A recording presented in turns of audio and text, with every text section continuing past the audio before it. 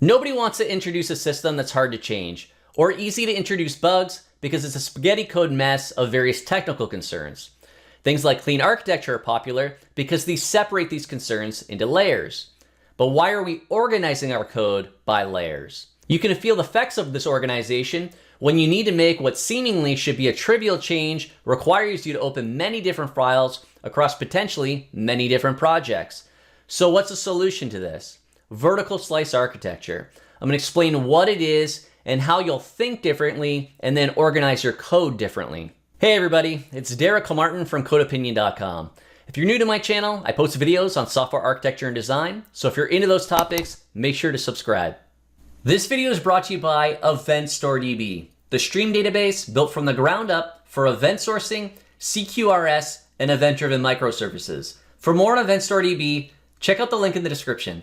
So first I want to give some context about the ideas that I'm bringing forward here and where I find they're applicable, because then you can better relate to your own system so you can think about where it actually can apply. So the first thing is I'm talking about large systems here, systems that need to be decomposed into smaller pieces because they have different responsibilities. Now a lot of it is what I'm talking about here. So I'm not talking about kind of small little apps potentially that may take you weeks or a month to build that you could, if you had to rewrite it, would take that length of time. No, I'm talking about large systems that could take a team of developers years to potentially build that are going to be used hopefully for many, many years.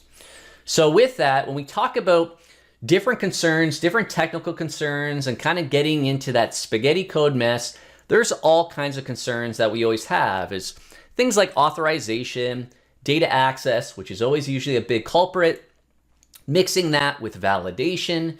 And with validation, I'm not talking about business logic. I'm actually talking about kind of that, what I call superficial kind of logic, things like string lengths or is something a valid email address, kind of that trivial stuff that really isn't at the heart of what we're doing.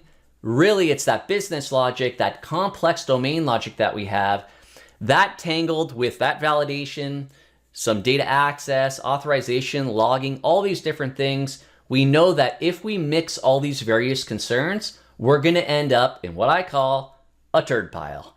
This is the system that's really large, that's really hard to change. People generally fear making changes because you don't know potentially what you're going to break. Or when you're looking at a piece of code, it has so many of these responsibilities that's kind of hard to understand or decipher what it's actually doing.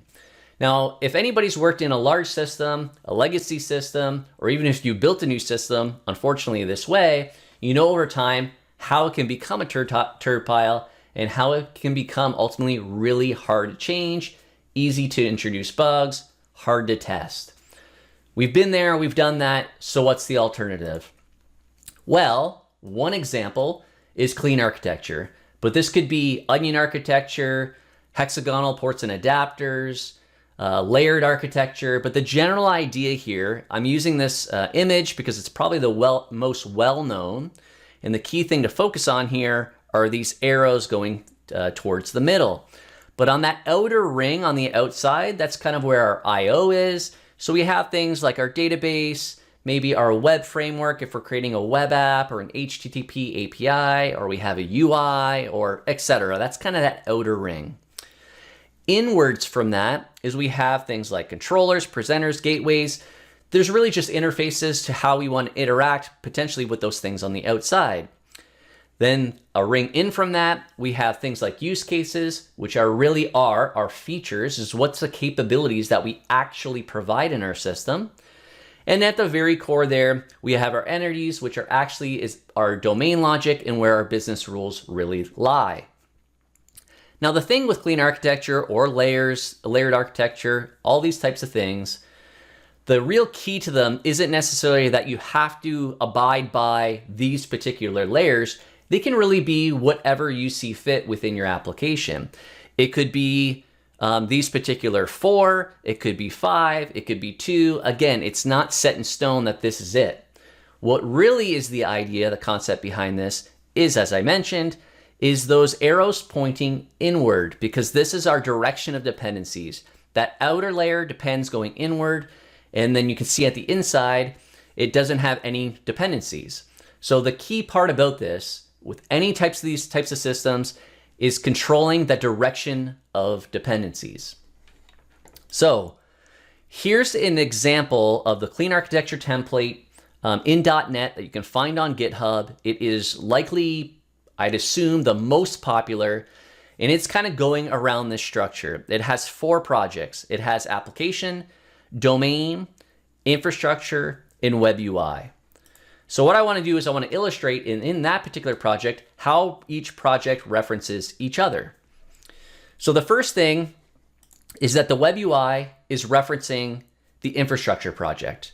Then the infrastructure project is referencing the application project.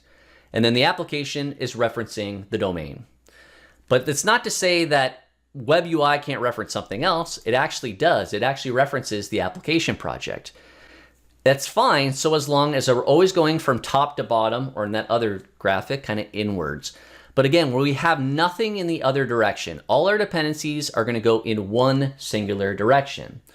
Now, the reason why I think this is popular with .NET projects is to set them out as projects, is because it forces you to make these references from project to project, and it forces that you can't have a circular dependency.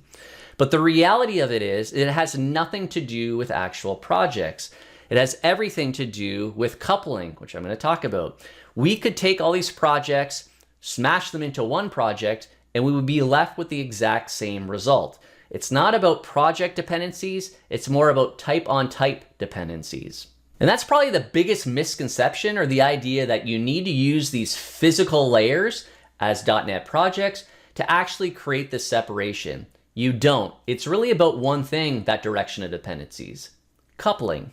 So what is coupling? Well, coupling is the interdependence between software modules, projects, types, classes, insert your other name there that you want to define, but it's that interdependence between these things.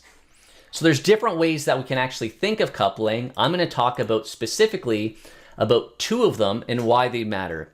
If we were to look at kind of the big ball of mud here diagram, you can think of any one of these little circular things as maybe a class, as a type, and we can see how there's just a rat's nest. It's like everything can reference everything, and there really is a high degree of coupling.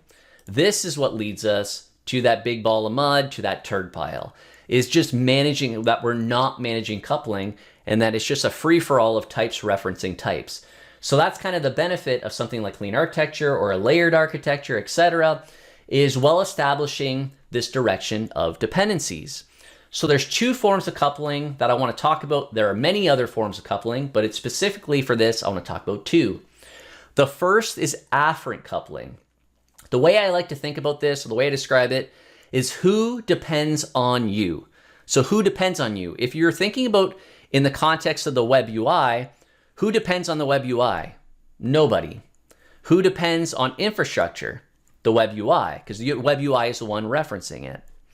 So who depends on the application? Well, it's the web UI in the infrastructure. And then who depends on the domain? It's the application.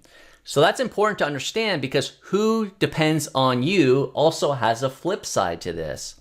It is efferent coupling, which is kind of the reverse now, which is who do you depend on? So again, in the same context of thinking about the web UI project, is who do you depend on? Well, the web UI project references and depends on the infrastructure and application. Infrastructure depends on the application, and the application depends on the domain. The key part about this is that the domain depends on who? Nobody. It has no efferent coupling.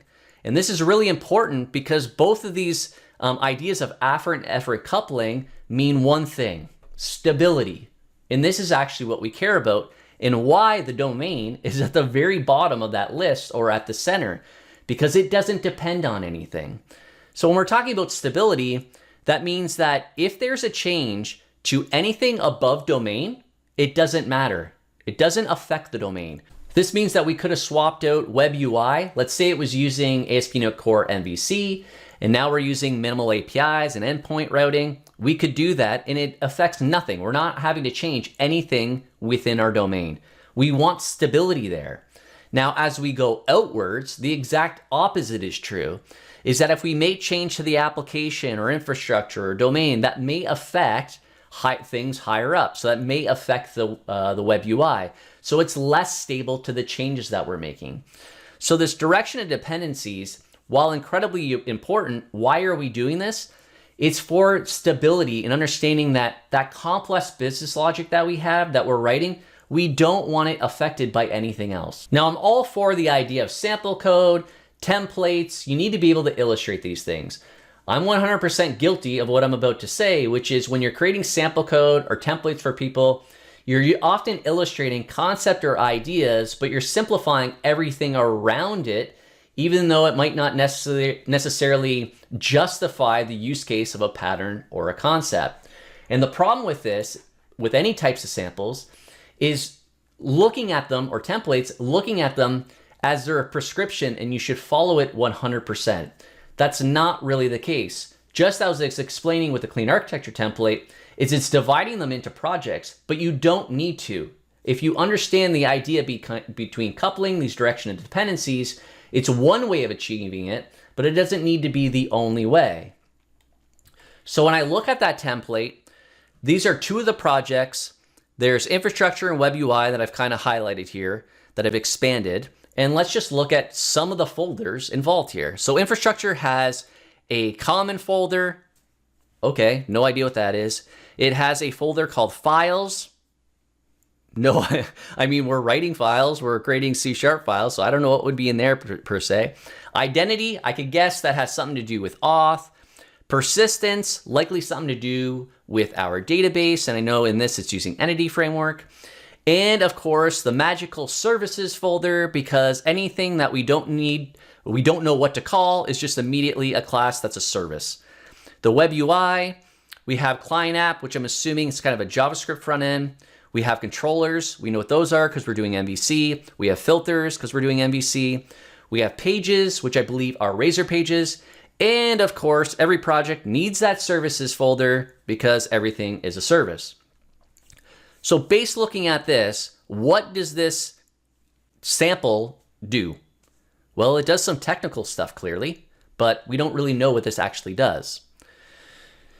So at the very beginning, I think this is actually a very common response that I get in comments on YouTube. I've heard this many different times. And this is a comment left saying, I'm new to a code base and it's just really hard in order to understand one piece of functionality that I needed to have 10 different files open at the same time and jump back and forth to understand what's actually being done. So we have a lot of different files, a lot of indirection, obviously, and it's very difficult, seemingly, for something that could probably be pretty simple. But this is kind of a common thing that I hear all the time.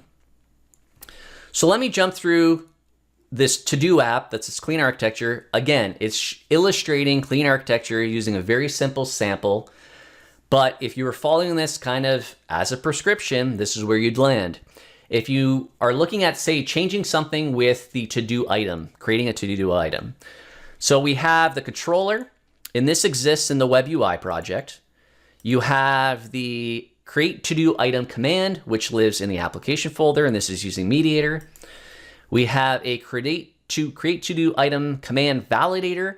This is kind of that superficial validation that I was talking about. That lives in the application project. We have an application DB context. That interface also lives in the application project. The implementation for that, which is the application DB context, lives in infrastructure. So this is implementing EF core, our DB context there. Now we have the to-do item, which really is just a data model, but it's in the domain project. Again, it's trying to just illustrate using something like simple like to-do. And then we also have this to-do item created event, which also lives in the domain. So I have several different files, let's say about 7 of them, and I'm not including any UI like the JavaScript or the Razor page or Razor view, whatever else was happening. But you can see if you had to make a property change, you're adding something to the to-do item, all the various places you'd be going just to make what could be a relatively trivial change, especially for something that's CRUD. So the question is, why do we organize code by technical concern? Why do we have these files scattered across these projects that are using this for dependency management, so for that direction of dependencies, when now as I mentioned, it doesn't need to be by project. That's just a way to facilitate that physical separation, which is fine. But why do we organize code by technical concern? There's kind of two parts to this equation. The first is because we're solely thinking about coupling. We're talking about effort and effort coupling. That's what we're concerned about. That's why we want to segregate our domain. We're talking about stability, but we're talking about coupling. We're not talking at all about cohesion, which we should be. Cohesion and kind of coupling to me are the yin and yang of software design. They're both go hand in hand. If you're thinking about coupling, you have to be thinking about cohesion. The reason is they kind of push and pull against each other. You want to land with loose or low coupling, and you want to end up with high cohesion. But that's easier said than done. They kind of push and pull against each other. When you try to get to low coupling, you end up usually sliding down the scale of low cohesion. And if you want high cohesion, you usually end up with a higher degree of coupling. So it's kind of playing off these two for you to try to find the balance within your system. So why are we not talking about cohesion? So what is cohesion? Well, cohesion is the degree in which the elements inside of module, project, class, etc. belong together. And this is a really important aspect that's left out of everything, and why I mentioned earlier why in a large system this matters. So there's two ways to think about cohesion. There's grouping them related to data and kind of being more data-centric, which I think is probably the way most people think of cohesion inherently. I'll get to that in a second. The second is more relating to behaviors, tasks, and capabilities that are more related to each other. So these are the two ways, informational and functional cohesion. And like I said, I think informational is probably the most popular. But either way, what we're talking about is if we think of that cake as our entire system, it's one big system, what we're saying with cohesion is, no. It's not all one big thing. Really what you need to be doing is taking slices of cake out that are grouped in some way cohesively, either by data or functionally by different behaviors. That's not to say that you're ignoring coupling. Not at all. Coupling is a separate idea that we're thinking of. So just like this piece of cake has different layers in it that may be dealing with coupling, it's dealing it with the confines of that piece of cake.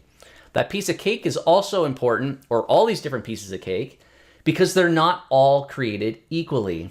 If you have a large system, each different kind of logical boundary, piece of cake, is going to have different value to your system. There's a core part to what you're doing, but there's also many different parts of your system that have just less value. They're kind of more in a supporting role. So if we're not only thinking about coupling and we are thinking about cohesion, this can drastically change the way we think about our system and how we organize the code around that.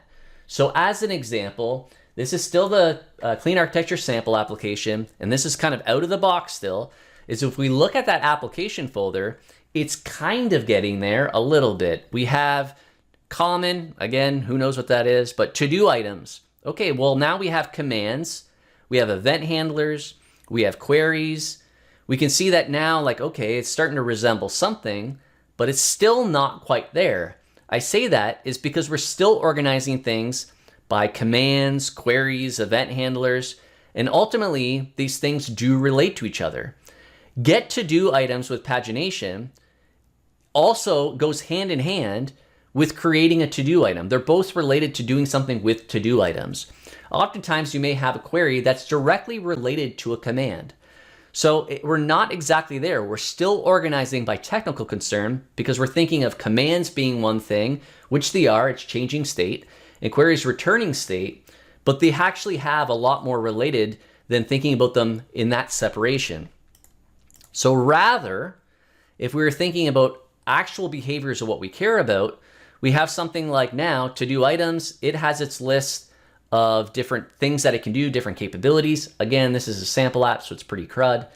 But if we look at to-do lists, we have creating a to-do list, deleting it, exporting it, getting the to-dos, updating a to-do list. And then we have below that, we have infrastructure, models. Where did those come from? Well, I actually deleted those projects and physically moved those files there. We still have the exact same degree of coupling, even though I removed those projects. Nothing's changed. I haven't changed any code at all at this point. I'm just moving files around. So I have the application project, which you could call that something different. Web UI, which is still kind of that ASP.NET Core top IO level there. But when I start moving things around a little bit more, they start looking like this. Is that same create to-do item, the list of files involved now are potentially 3 because I've moved everything into a single file. So we have something like that controller. Instead of that controller having a bunch of different actions for different routes, rather I have a controller that has one method in it for this particular route. So I've just extracted that here. I have that command, which is the create to-do item command. I have the validator for it right alongside. I have the command handler here, and I have the created item event, or to-do item created event. So all of them I put within the exact same file. These aren't spread across different files, across different projects. They are all here. If you do notice this as well, is that this actually is kind of top down in terms of how it actually executes. The controller is calling the command gets invoked to the validator, which then goes to the command handler, and then it also creates that event. Yes, that event will be consumed potentially different places, but this is the owner of it because this is where it's actually published. So everything is put within a single file. If you hate the verbosity of all these prefixes of the create to-do item, a simple alternative to this is just create a static class with the name and then nest all these classes below it. So for example, when you actually do need to create the create to-do item outside of this kind of scope, you'd literally be typing create to-do item.command to new that up. But again, I understand some people having more than one type in a file is blasphemy. I'm not that way. But if you are, at least put all these files within the same folder so they're all next to each other. But personally, I prefer them all within the exact same file. So the next part of this, when I was mentioning cohesion, is there's kind of different ways of thinking of this. And I think primarily we're usually thinking about data, which I think is secondary to actual behaviors and capabilities and thinking about kind of workflow. So this was a post on Reddit many years ago now, but I still think it's very relevant, and it could be posted yesterday, and I think it would still be accurate of the way kind of the industry is thinking, which is I have a simple data model as below. I'm creating microservices for these tables. What's the best approach to create microservices? Do I need to create one microservice per table? The answer is no, absolutely not. One, it doesn't even probably need microservices depending on your context, and we care about physical boundaries, that's the thing. But before we even get to physical boundaries of physically deployable units, we need to be thinking about what does the system actually do? I just see data here. I have no idea what this thing actually does. It's clearly something to do with keeping track of rentals of maybe movies, thinking kind of old school Blockbuster style. I'm not really sure exactly what this does other than it has rentals, films, payments, staff, actors, customers. Okay, there's a bunch of data, but what does it actually do? So when we're talking about a large system, not everything is what you think it is, and not everybody thinks about things the exact same way. So what I'm going to be illustrating here is the idea of a distribution domain where you are basically buying product from a vendor or from a manufacturer. They're shipping that to you. You receive that within your warehouse. You store that within your warehouse. And then you go ahead and then sell those same products to customers. Those could be consumers or businesses and B2B. But either way, you're basically buying, receiving into your warehouse, and then selling and shipping that product out. So when I say that, I have to talk about a product and what is a product.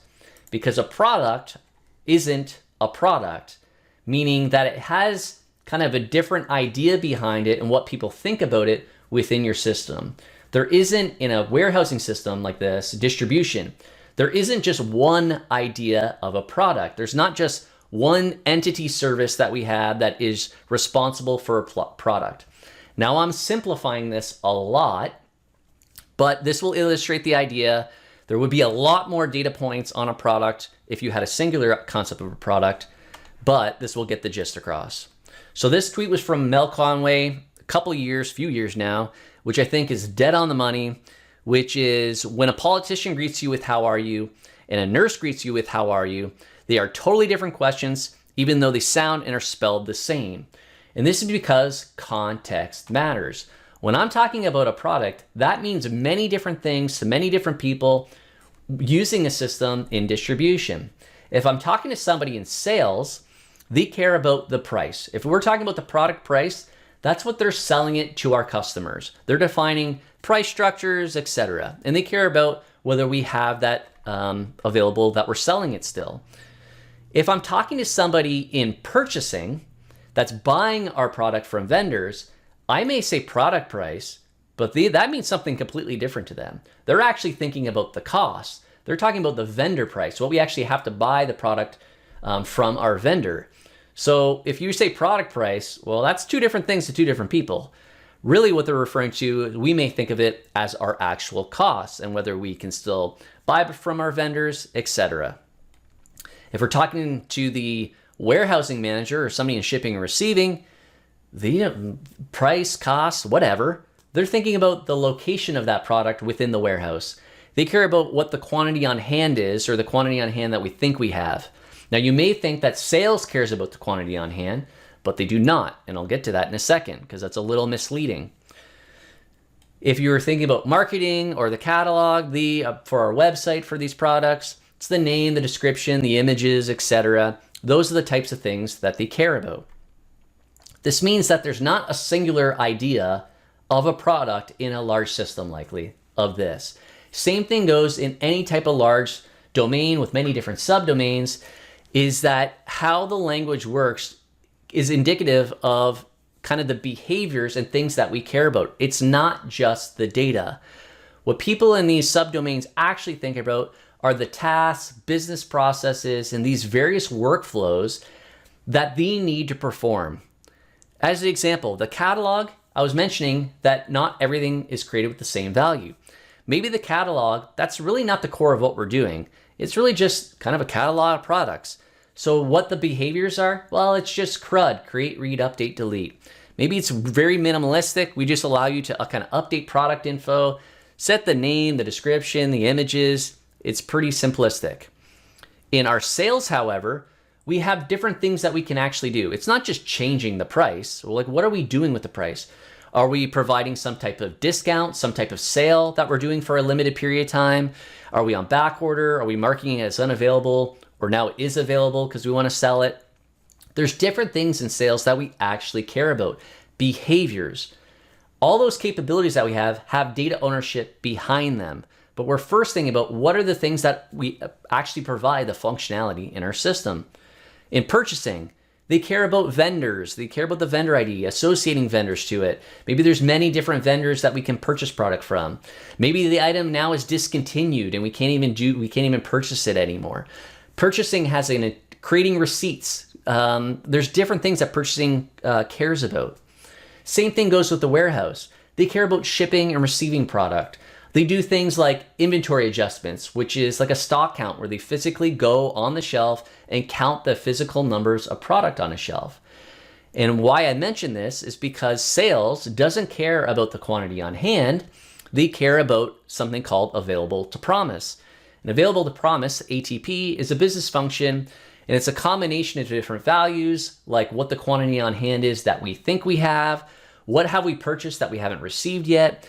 It's a way to provide information to sales on what they could potentially sell given a period far out, potentially in the future, if we know products coming in that we've already purchased, we just haven't received it yet.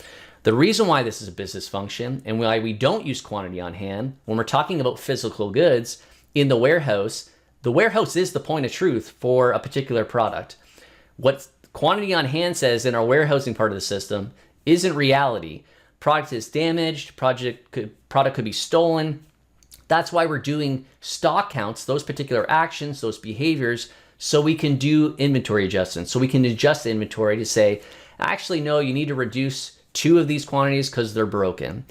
So the singular idea of a product actually doesn't exist. It's really the idea of a product exists within many different parts of our domain. So when we're thinking about cohesion, what we're doing with these layers is we're deciding to slice out these pieces of cake. We're doing these slicings based off the functionality around them, grouping by functionality. We have warehouse concerns, we have sales concerns, purchasing concerns, and our catalog concerns potentially. These are all related to it. Sales and selling something has nothing to do with an inventory adjustment. They're completely unrelated to each other, even though they're thinking about the same thing, a product. So that means that splitting up our system into these logical boundaries, basically the idea is having functional cohesion. This means that once you have defined boundaries, you can decide per boundary what actual use case in terms of coupling does it care about. If I was talking about the catalog boundary, let's say that was the first one, maybe there isn't any actual domain model that we have there. It's really just interacting with a pure data model. We don't have any domain logic.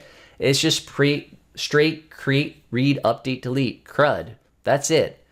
But it goes further than this, where we can decide maybe one particular boundary its IO really is about messaging and being consuming messages off a queue or topics. Maybe we have some boundary that is even more CRUD. We don't care about separating out in any meaningful way. It just interacts with the database directly. Maybe that middle HTTP API with infrastructure, app, domain. We still have these layered concerns for our direction of dependencies there because we require it. There's a lot of complexity in our domain that we don't want to affect with various other concerns. When you've defined boundaries, this then allows you to decide what you want to do where. So when you start thinking about features, well, what are features? Features are groups of things that you can do. Like when we were talking about our simple, in our warehouse, doing an inventory adjustment, that's a feature. Just returning doing a query of returning what the quantity on hand is, or showing something about our location of particular products is a feature. Just because features are segregated into their logical boundaries doesn't mean that they don't share anything. I think this is the biggest misconception about vertical slices, is thinking that they share nothing. It's not that way. A bunch of features can share the underlying domain model that they may have if we have complexity and we need a domain model there. Maybe we use a repository pattern for commands where we can return an aggregate root, which is a consistency boundary. Maybe in another domain, another particular subdomain, its logical boundary, it's just using a data model because it's just CRUD. This allows you per logical boundary to define how those features work. The simplest way to think about a feature at its kind of most granular level is to be thinking about CQRS. A command or a query is a request, can be an individual feature, or a combination of them could kind of make a feature set. It's not about multiple databases. It's just a separation, kind of these two paths between, are you performing some type of write, some type of state change? It's a command. If you're just returning state, it's a query. That's it. That means that we can define these things about what an actual command or query is as an individual feature. And this is important because we can then define per individual command or query how we want that coupling to work. So this means that we're still thinking about coupling. We're still thinking about the various technical concerns that we have, not intermingling them. You can still be using layers, and there's different ways to accomplish this. But the key part being now, like I mentioned, is you're defining this direction of dependencies, coupling, etc., potentially per an individual request. One way of thinking about this, or an example of how to kind of think about it a little bit, is if you're familiar with ASP.NET Core middleware, this is in your startup or your minimal API, I guess it could be simpler than this in your program CS, is you're defining ultimately the middleware specifically in order of how a request, an HTTP request, is going to go through each individual middleware. Each individual middleware can manage that response, do something to the response, it can pass it off to the next piece of middleware, or it could end that request there and return all the way up. The difference here is that you're defining this request pipeline for every request in the system is going to do this. However, in different libraries in .NET, there's ways to do this where you can have a specific command or query. So you are receiving your request from HTTP. Say, like as an example, most people are familiar with Mediator. If you're creating a command at that point, you can have that command go through more than just one handler. So what that looks like is you build your request. Let's say you have a part of that pipeline request for that command. Let's say it's doing an inventory adjustment, go through some type of authorization. Then it could go be passed off to some validation. Then we could be doing some data access here. And because it's a command, at this point, maybe we're utilizing a repository. We're getting out an aggregate root, which is a consistency boundary. And then we're passing that aggregate root off to our handler that's invoking something within that aggregate root. And then everything just goes all the way back up the call stack to wherever data was saving it, all the way back out to our web response saying, okay, 204 or 200 or whatever the case may be that we want to return back to our client. But you can define what these pipelines are for an individual command or query. You could be sharing the same authorization with a couple different commands or queries, which represents the same similar feature set, maybe related to doing stock counts or inventory adjustments or something related to a product. So when you're thinking about this, it means that you still kind of think of that direction of what you want to execute. So you got web, authorization, validation, execution, all these different things. It could be a different set of pipeline than this. It doesn't really matter. It's kind of the same direction of dependencies, is that there's no set in stone of what these layers are or what these parts of your pipeline are. That means that maybe you have a new feature that you're creating that's using minimal APIs. And it has some role-based auth that it goes through, some custom validation, and then maybe it's using Martin, maybe it's event sourcing with Postgres. Maybe you have an existing feature, even within that same logical boundary, that was developed years ago, maybe when ASP.NET Core just started. There weren't minimal APIs yet, and you were using MVC. That can still coexist. Maybe you did things differently there, where maybe it's a different model and you're doing fluent validation. Maybe you have entity framework with some data model. There's really not anything aggregates or anything here, but it's still using that same Postgres database with different data or a different schema. This allows you to define per feature how you want to be doing things. Again, they can be sharing that underlying model. They could be sharing the exact same validation logic. That's not to say they can't share. It just allows you to define the specific scope about an individual request. So lastly, why I mentioned things aren't created equal and why you can do this is an example from the eShop on Web sample application. And this is the get my orders handler for this particular query. Now at the very top here, there is a specification being created, and then that specification is being used in an order repository to get out your list of orders. If I look at this specification, what it does is it's doing the filtering for the buyer ID. Great, because we don't want to be accidentally showing people the wrong orders. And then we're including eager loading our order items. So if I jump back now, we can see that we are taking all these orders, we're building up an order view model and kind of creating some little projection of that. And then this is ultimately used in a view. Now the thing is that this so the specification that's being used is used in one place, right here. This is the only place that it's being used. Second to that is that this order view model is kind of repurposed for this particular query, as well as when we're looking at an individual order, kind of like an order detail page. So the thing is, where you look where this actual view is, get my orders, it's just a listing of orders. It doesn't use the items at all. There's no use of the items here at all. So the equivalent to this would be back in the day, if you're used to writing manual SQL, this would be the equivalent of writing a select star. You're just selecting everything even though you don't need it. You're just overfetching data.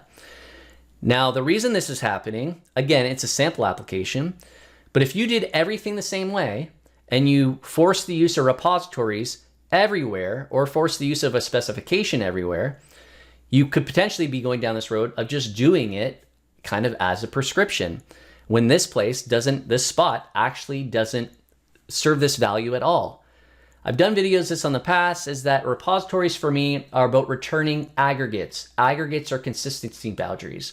If you have queries, they likely have very different intents. They do not usually need all that data. Usually you need a subset of data, and it's transforming in a particular way. So the difference here is this really could be this. We don't have that specification. We are injecting, it could be that DB context directly. You could be using the interface if you are so inclined. We're creating an order summary view model, which is specifically for the view that we need to create, and we're just selecting the data that we need. Again, by requests now, we can specifically define what we want to do. Specifications maybe are used for when we're using that repository and when we're returning aggregates. Queries, we may choose to execute differently and be a little bit more pragmatic about the data that we're getting, rather than being just using the same consistent patterns everywhere. So what are the takeaways? To be thinking about cohesion alongside coupling.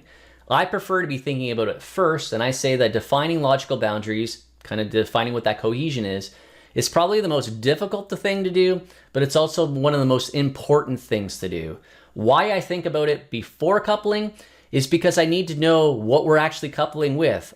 Not everything's created with the same value. I don't need to be creating domain models and using repositories in areas of CRUD that can be just really simplistic and doesn't have really those mixture of concerns.